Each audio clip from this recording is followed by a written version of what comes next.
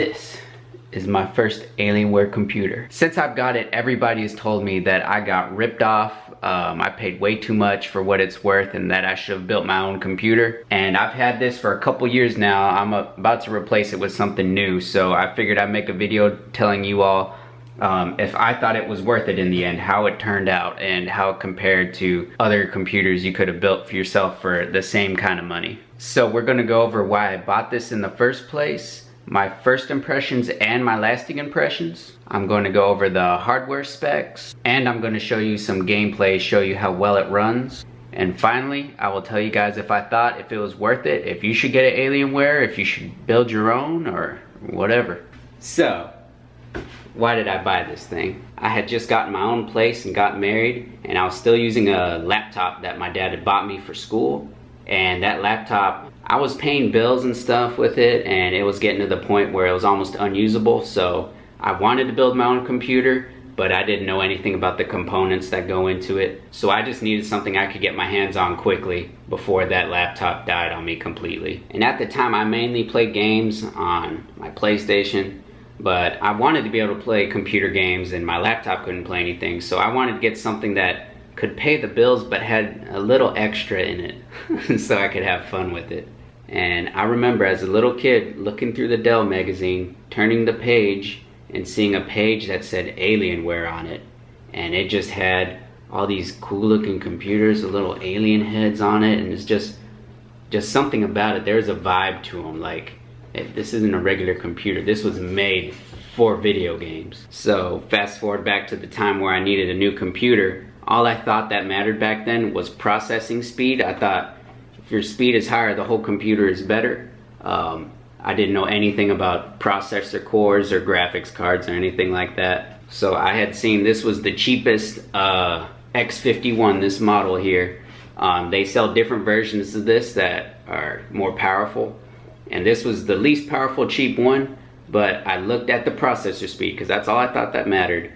And it was at 3.7 gigahertz, and the ones that cost 2 or 3 times as much, they barely had a little more speed. So I was convinced there wasn't that much of a difference between them all. So I wanted something fast. I didn't mind possibly paying a little extra money to get a pre-built system, and this cost $700 at the time, but I got it for sale for $650 on Black Friday. So first impressions. When I first got this computer, I wasn't buying a lot of latest and greatest video games at $60 a piece, but I found out right off the bat, you know, my startup time was great. Older games played great, emulators played great, so it was off to a good start. And eventually when I started getting new games and current generation games, I realized this could not play them at high settings. This sometimes, most of the time, couldn't play them at medium settings. I usually had to go to low graphic settings and even bump down the resolution just to get them to run smoothly. So pretty soon after I got this, I was already a little bit disappointed in it, which you could buy more powerful versions of this computer, but I found out that the graphics card that I got was pretty cheesy. And when I found out how much some graphics cards cost, I ended up just buying a PlayStation 4 and playing on that for a while instead. And for lasting impressions, after about, I'd say maybe 3 years, the startup time started to slow down. And a lot of it just has to do with running Windows and it always updating and stuff. Then there's some of it that's me just installing things and having things running in the background. But right now I've almost had this for 4 years, and it is really slow on startup now. It doesn't seem to have any effect on the games I play on it though, but overall I can play pretty much any game. It's just going to be on low settings. It's not going to be real sharp, and it's not going to be a real high frame rate. Some games that's not a big deal. Other ones, like the shadows, will look horrible. They'll just look all blocky or something. So what hardware is in this specific X51? I had just looked about a month or so ago and actually understood what I was reading, and I can't believe what a cheesy computer I bought for that kind of money. So this specific model, this was the cheapest one you can get. They don't sell X51s anymore. The CPU is an i3 6100, and that is a 2-core CPU. I was pretty disappointed to find that out once I knew what that meant. and it is at 3.7 gigahertz. It has 8 gigabytes of RAM. What speed, I don't know. The GPU is a GTX 745, and this is like the cheesiest looking graphics card you've ever seen. So there you are, look at that thing. I hope whoever's eBay I took this off of doesn't mind, but it's like not even the full size there. It's smaller and it has like a little blower there, and it looks like something you would get at the dollar store. But just as far as this whole computer goes, I really think that is the bottleneck right there. It also has a 1 terabyte hard drive, no solid state drive. And a lot of people ask me if this has water cooling in it. Some models do, mine doesn't because I got the optical drive in there. It is a DVD drive, not a Blu-ray. But just many years ago when I got this, DVDs were still very close to my heart. And I don't know, it's really loud, it has character.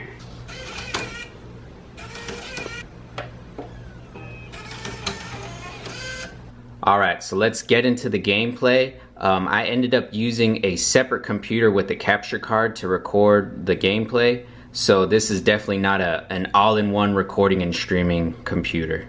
Alright, so first off the bat is CSGO. I was able to put it at pretty decent settings. The game looks good and we can easily get to the 60 FPS mark.